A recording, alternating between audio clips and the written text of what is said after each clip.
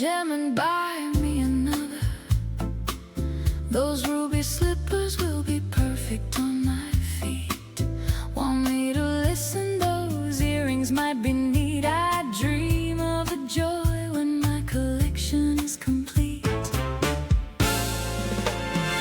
Diamonds help me to dream. Rubies help me remember. Welcome to What a Gem podcast of the world of jewelry and the stories within it.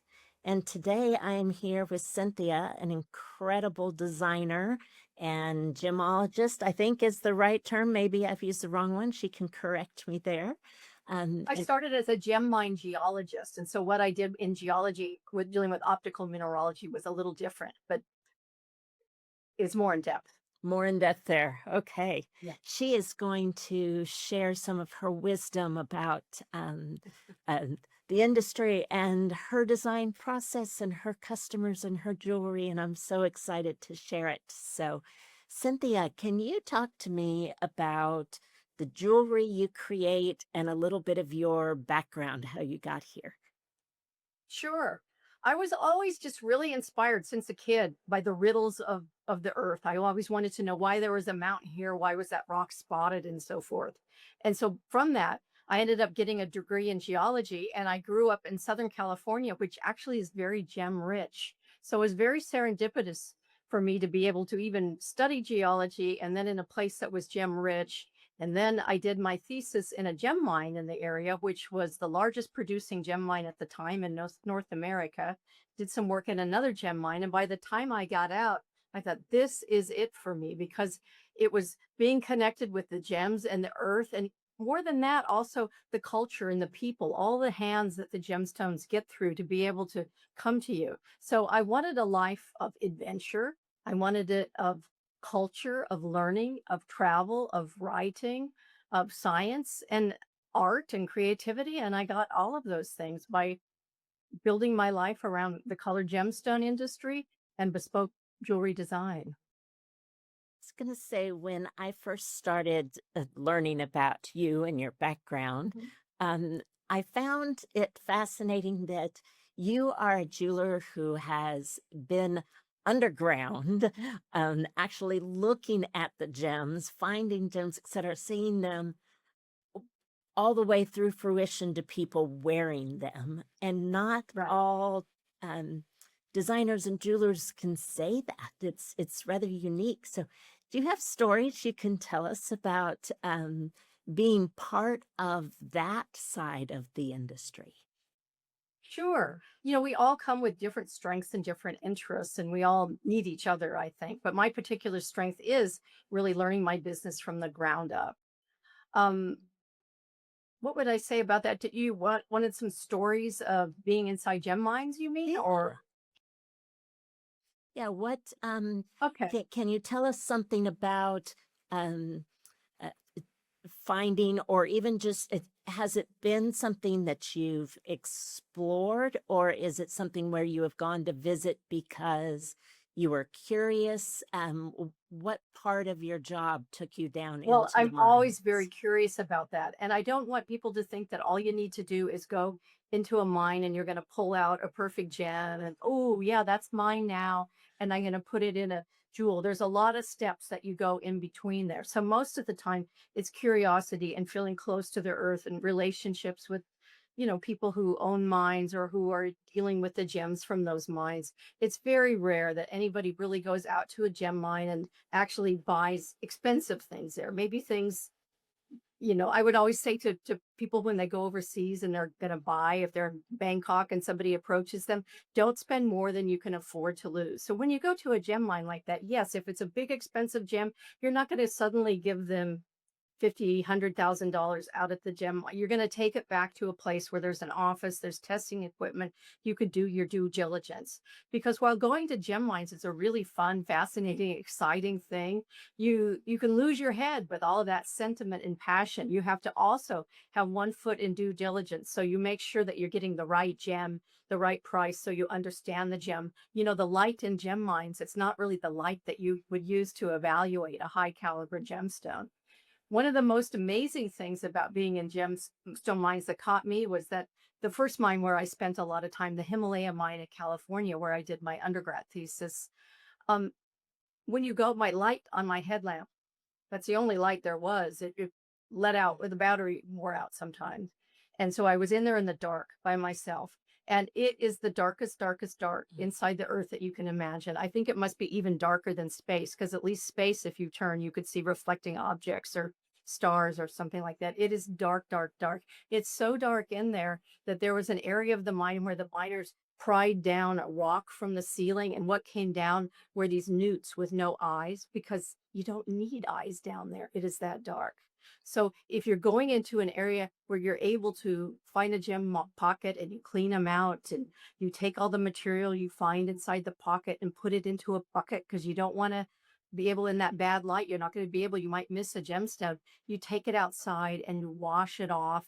And as you're washing it off, for me, that's what caught me, because you're the first one to hold that gemstone, to expose it to the light ever, you know?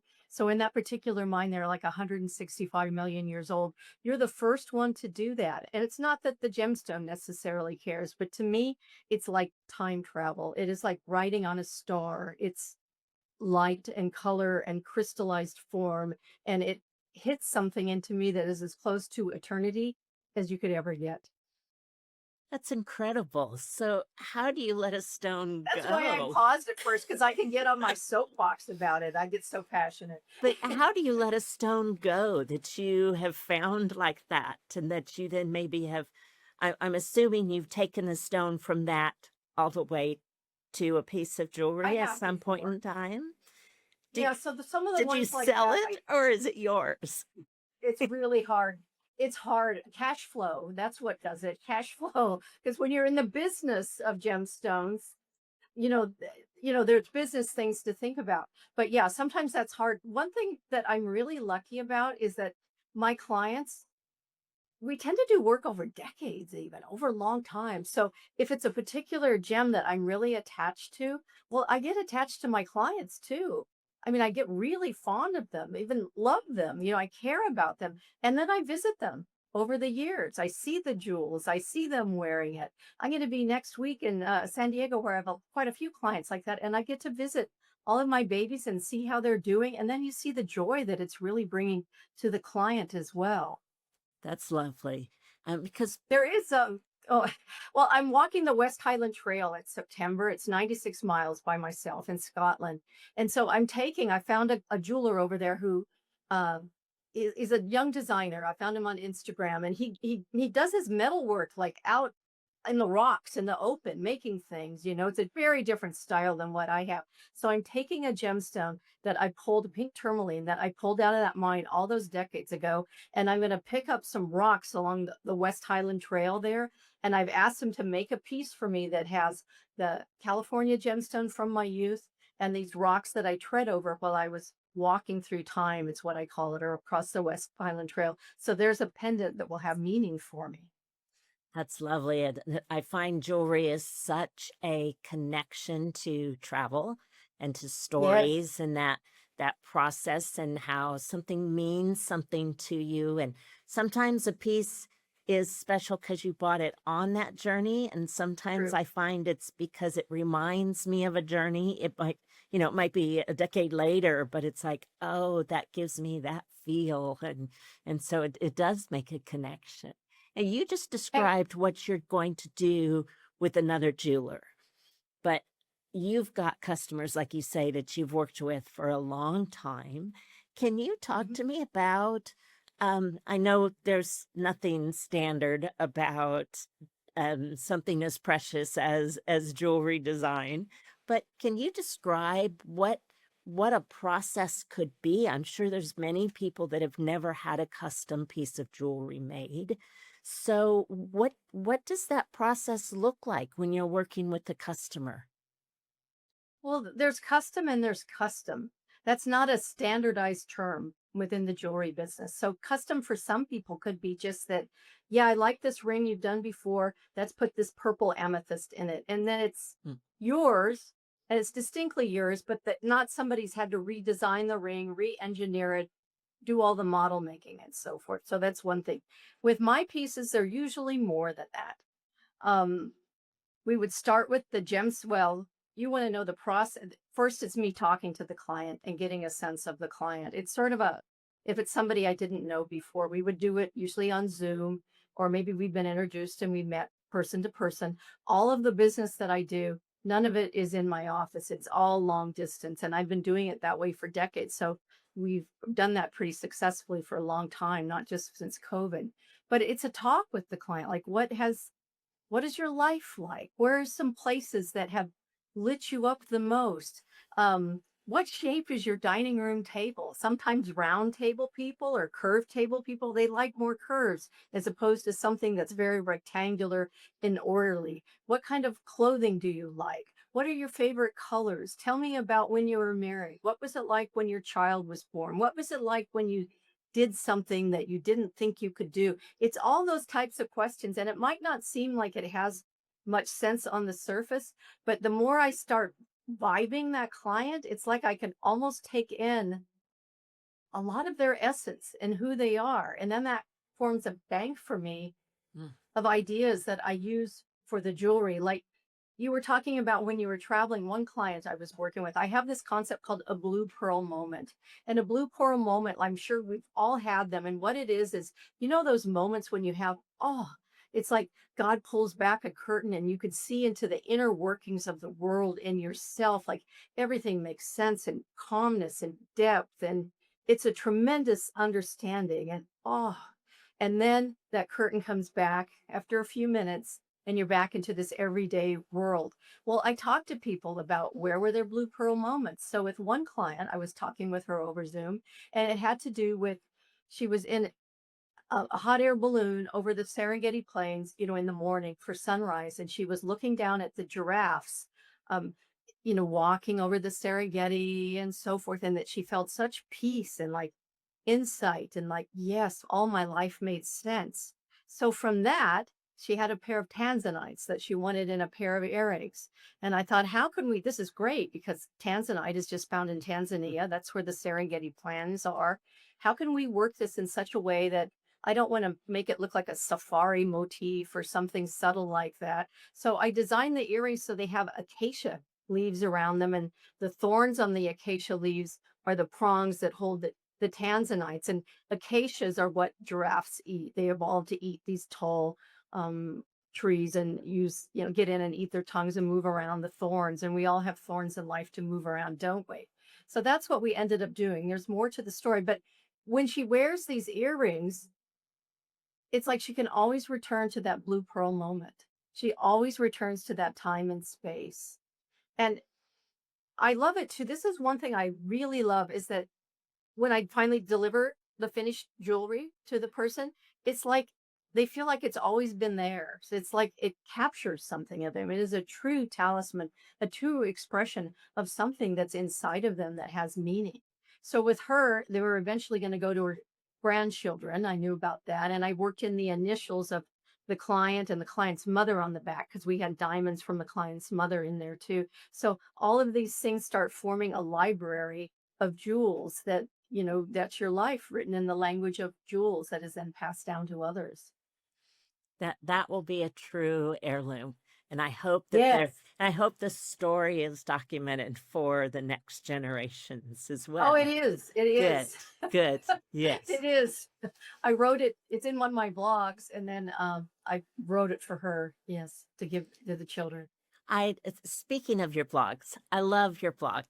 Oh, There's so many different topics. There's not one channel. We've got I think I mentioned to you one of them that struck me was a heavy clapping, because I was getting ready to go to a World Cup game, and I'm like, and I'm a little expressive, so I'm like, oh, I do need to think about what ring I'm going to wear, especially because I have one that I really like to wear that's starting to rattle a little bit. I really need to go get oh, that be really fixed. careful with that. And I'm like, That started. I'm like, Yeah. no, I cannot wear that. And then It's another, your percussion. Your percussion is damaging your jewels. They rattle around inside those prongs, inside the bezel.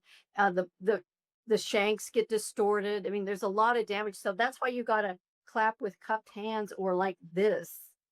And I mean, that's really valuable to a collector to think about, and I appreciate that. And we're gonna share your blog link in the show Oh, notes so thank you. that people can find that. And there's a lot of uniqueness there, as well as in your jewelry collection. And it That's why I did the YouTube series the year before on like jewelry styling and wear, because I did it for all my clients as a resource, like how to take care of things, how to wear them, things like that. What do you do if your earrings sagging, stuff like that. and How to wrap. valuable stuff for us jewelry lovers, because you need all those little tips that you You can do, get. because you want it to last, to be handed through the generations. Yes, yes. Now, one of the things that I'm going to say appears to be one of your specialties is these convertible or transition type pieces where you will be able to give a better description than myself. But what fascinates me about them is it extends the wearability of your pieces. So a pearl stud can have various pieces to go with it, and you can exchange them and therefore wear more of your pieces more often. So talk to me about that, and we're going to show pictures of those, because it truly is a lovely thing that currently I don't see jewelers do much. I see Because it it's complicated. I see it more like in It's hard court. to mass market it. Yeah. Yeah, it's like court jewels or something. You'll see this, but talk to us about that type of jewelry. Well, if somebody's going to go through bespoke, which is, you know, like type of like customized, we said those terms aren't standardized, but you'll know what I mean. If we're doing something like that, it's not inexpensive. So if I can along the way, we can add in ways that they are able to interchange their pieces or get different uses from it, because that's the time to do it when you're making them. Now, you can't do everything, because remember, you're working with gold and gold is soft, and then we have to engineer the piece, and it has to last. It has to not be, you know, it has to not fail. You don't want it to fail. So I do work in engineering along the way. That started with like one of the first big bespoke customers I had was Mrs. Bechtel from Bechtel Engineering. They built like the Hoover Dam and the Golden Gate Bridge, the company. They're big engineers. And so she would really urge me, and she traveled a lot. And so she wanted to be able to do these multi-use pieces. And that really opened my eyes working with her and her kind pushes to be able to design interchangeable jewelry. That really got me interested in that. And then as I started growing in my business and doing a lot of travel more, and I was more interested in jewelry wardrobing and how to wear things and what made sense,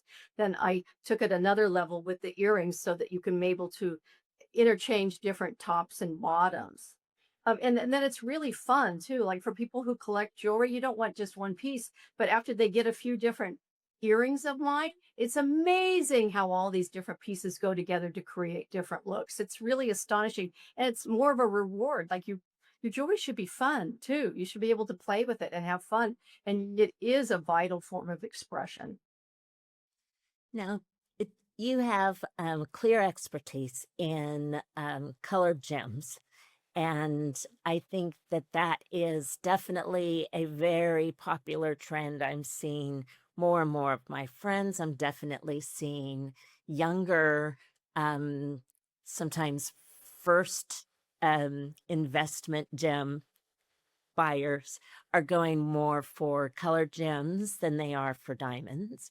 Um, but I'm really curious about uh, where that does that come back to the gem expertise that you have? Is it just a preference? I'm not saying that there's not diamonds in your collection, but color is definitely a huge part of your collection. It's almost everything. I almost never sell a diamond, or hardly anybody ever comes to me for a diamond. And partly that's maybe because I don't do, um, unless it's a client that's established, I'll help their children, usually like first time married, young married people and so forth, because that's a different kind of a market. And usually the second, third, they even call them encore brides now.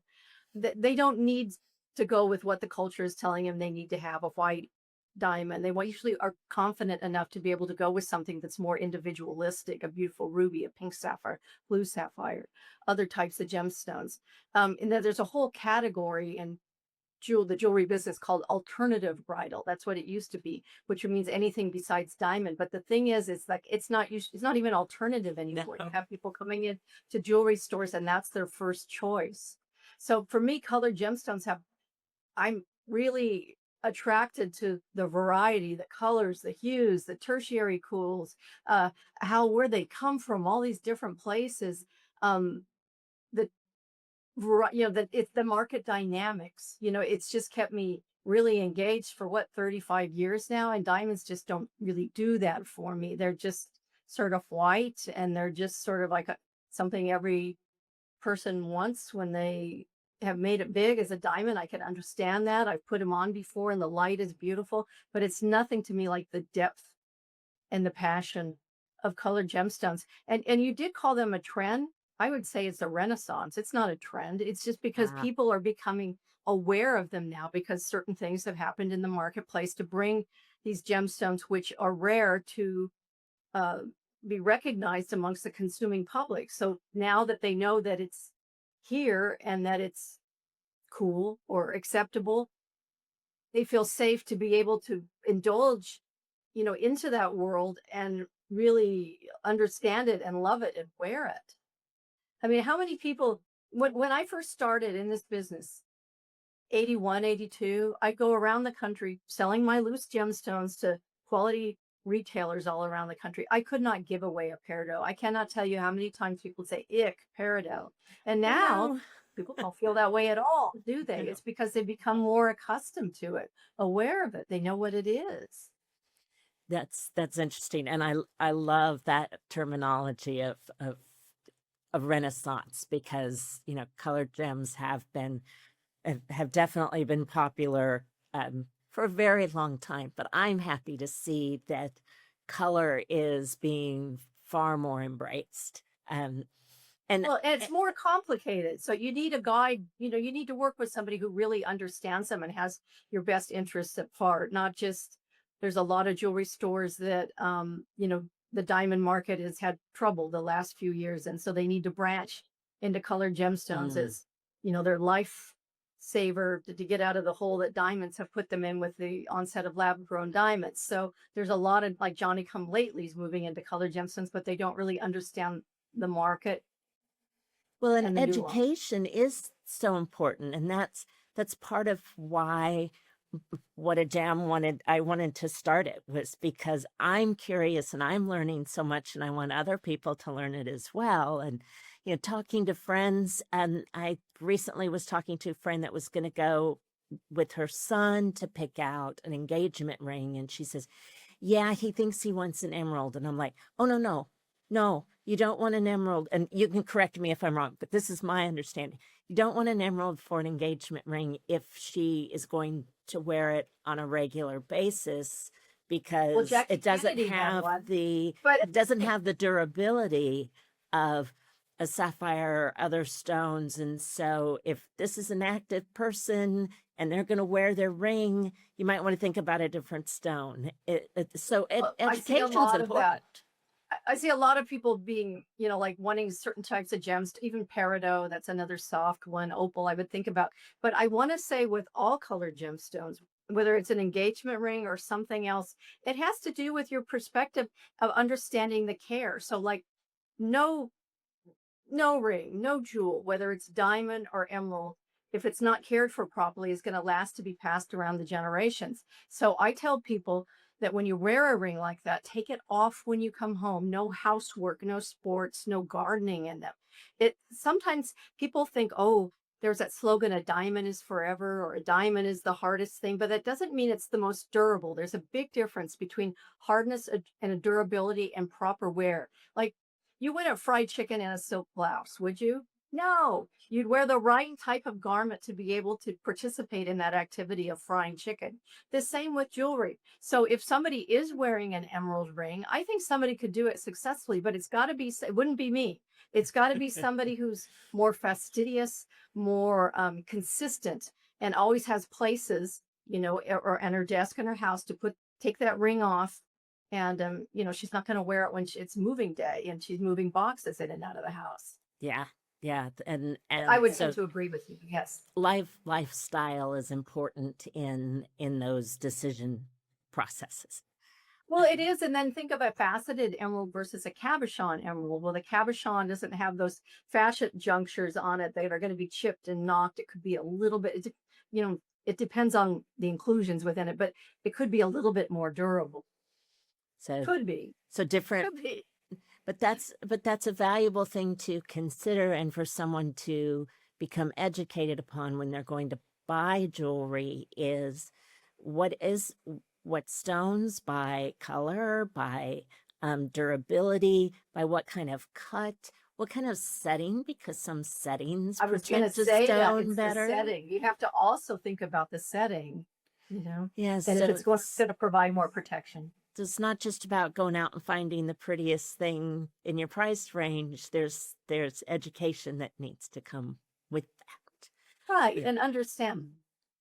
And I wanted to ask you about a phrase that I saw a couple times in different writings that you have, and that is inherit the earth. Mm.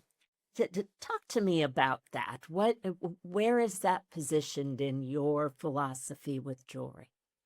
Well, I started with the earth. I feel like I inherited the earth. But what I'm referring to that is that we inherit the power and the beauty and the history of the earth by wearing her gems and metals. And then we layer on that our own life stories. And worn through life, we imbue these jewels with our energy and then pass them on, carrying both the story of the earth and of us to those who come after us. And to me, our jewelry collection is a message in a bottle to those who come after us. So I hope you encourage your clients to keep the stories written about. Oh, I do. their And I help them pieces. sometimes, Good. or I make little videos for them and so forth. But yeah, some of the clients, I've even written little books for them and the stories, because you want them to be kept. My mother was very involved in genealogy and family stories with me growing up. And so I think that she really has added to me finding that of interest, the archivist, of recording these stories. They're important. Yeah, I have some antique pieces, and it's taken one piece because my mother and my grandmother have both passed, and I have this pale amethyst ring, and I could not find who in the family did this come from, because I never saw my grandmother wear any jewelry, so I knew it wasn't from grandma. And it took me a long time until I finally found a note in something that was in a box of my mom's that was which aunt had it and where it come from. And I'm like, okay, that I have to get. That is so cool. Get that documented. You could even display it with her photo, like out on the bookshelf or something when you're not wearing it. Yes. I often like add little breadcrumbs, like, follow the trail with the breadcrumbs. So I put initials inside and dates. I put underneath the gallery sometimes an initial too, or sayings. Like one of my favorite engagement rings was a year ago. The guy inscribed in it, "You lucky gal." So whoever has that ring in the future, they're going to know a little bit about their grandparents or parents' relationships and their humor, things like that. That is truly special. Inscription is something that I don't see as often now as we used to. I'm a nut about it. And you said that you hadn't seen, somebody wearing the light amethyst ring. I just finished a ring last week. In fact, it's going to come out in my email on Thursday, and I'll put a video with it that I made in Instagram on Thursday too. But it's about a client's mother who was given a ruby ring for Sweet 16, and she always kept it in the box. And the mother died 6 years ago. And you know how you think about things in grief, it takes a little while to get your bearings. And so we've taken that ruby and recut it and reset it. And so now the daughter is taking it out of the box and wearing it. So there's a whole story in there. Yeah. You might cry if you watch the video. I don't know. Well, I'll watch it in private, but I will definitely watch it. And I was recently talking to a younger relative that has inherited a necklace, and she says, "I'll never wear this." She goes, "Maybe to a family wedding where everybody already knows the piece, or at least knows grandma." But I'm like, "Have you considered having it reset? Because the Yeah. stones are beautiful." And she's like, "Well, do you think grandma would care?" And I said, "No, your grandma," because I knew the grandmother as well. I said, "No, she would rather you wear it and love it than it sit in a box because it wasn't Yeah. your style." I said, "That's They want us to love life and like not be sitting on the sidelines, but to feel, every raindrop on our skin and enjoy every jewel we have. So with her necklace, like if somebody came to me and was asking that, I want to see the necklace first and see how feasible, is it something that we could pull stone? There's certain ways to go with it as a starting point. But yes, I do think that if you're simply not wearing it, then don't just wear it to a wedding, a family wedding. Enjoy it every day. And that involves redesign. Yeah, yeah, it often does." Um, Now, you've been involved in your industry and have been a board member of, I want to make sure that I get it right, the American Gem Trade Association. Is that correct? Right. Um, Right. Tell me, what does that association do? Well, they're involved with ethics and integrity in all branches of the colored gemstone industry within the United States, but are also an an international expert as well. So we're a group of dealers who have to sign an ethical pledge every year that things are represented correctly and that what business is done in a way with integrity. And that's what we do. Excellent. And in that association and a few others, you've won several awards for your pieces, and they're beautiful pieces. I've Thank you. checked them Not while out. I was on the board, though. I can't enter the contests while I'm on the board. Oh, well, that But makes sense. the American Gem Trade Association has every year, it's like the Oscars of the gem and jewelry business. It's called the Spectrum Award. And so there are different categories in it that change somewhat for creative jewelry design featuring colored gemstones. And then associated is a contest for gemstone faceting called the Cutting Edge. So yes, I have won quite a few of those. And beautiful. The one, people need to check these out. The mint green timberline. Mm. And I was fascinated by the owl, the carved owl out of Oh, I love that. You know what? I kept that petrified for wood. myself. Was that Yeah, petrified wood? it is the owl queen. You said, that, isn't it hard to let go of things? That one I didn't let go of. Oh, good, good. I'm kind of glad to hear that because I saw it and I'm like, "Oh, this is wonderful. We'll make it." Thank you. I would love to get a picture of that to make sure that we can Oh, I show have it. people that one And I again. designed that I did a collection based on lines from Mary Oliver poetry. So you could start with all sorts of things for, uh, you know, starting a client's mother, they would go every year to see Handel's Messiah, so we're going to do a ring and I'm probably going to work inside the shank, like musical notes that are from the opening of that, there's all sorts of things you could do. And, So, it's not like just can you do it? It's that you connect to it and it makes you bigger. It makes you have more energy. and that one I can definitely see how it would give more energy. I mean, that that owl has character, and knowing that it's part of the Mary, that inspiration from poetry as well makes it, as an author and a jewelry collector, that just gives me tingles. Yes, that's lovely. It's wonderful. Um, so I have loved talking to you. I know that I could go on and on. We could talk all day, but the podcast doesn't last that long. So maybe you can come back on another day. I'd be happy to. If the party's over now, we'll start it again. Yes. So I would love for you to share anything that I have missed asking you about, something that you just love to share about jewelry. Is there a story you want to tell about a favorite piece? Vincent van Gogh said the way to know God is to love many things. And I think of that with my pieces, like I'm so close to all of them, all the gems. I have too many things I love to have a favorite thing. maybe it's the ones that I'm finishing. I'm going out to fly this ring to a client's on Saturday, and the motif that we made from it, it's with a Paraíba tourmaline, a real Paraíba from Paraíba, Brazil, not heated and so forth.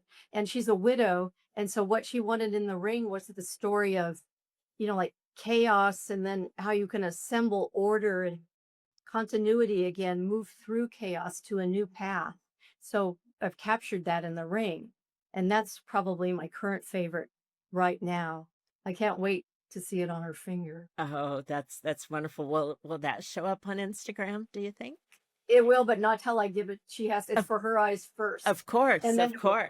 probably next month, probably next month. But see, that's one too that you've asked about bespoke. There is a gestation period with it. So you have a concept like that, like, my gosh, how do you pull that into a ring?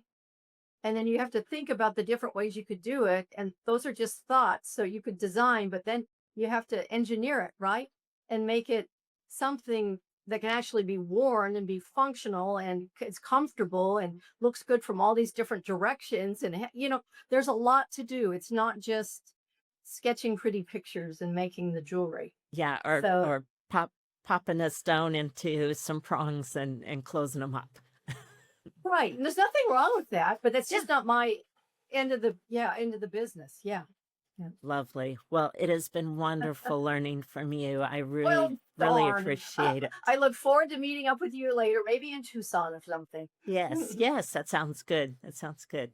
So thank you for joining us on What a Gem and Thank sharing you. your stories, because that's the value in collecting and being all part of this, is learning from each other. Thank you. I appreciate it. Have a good one. Thank you. You too. Bye-bye. Bye. Dream, collect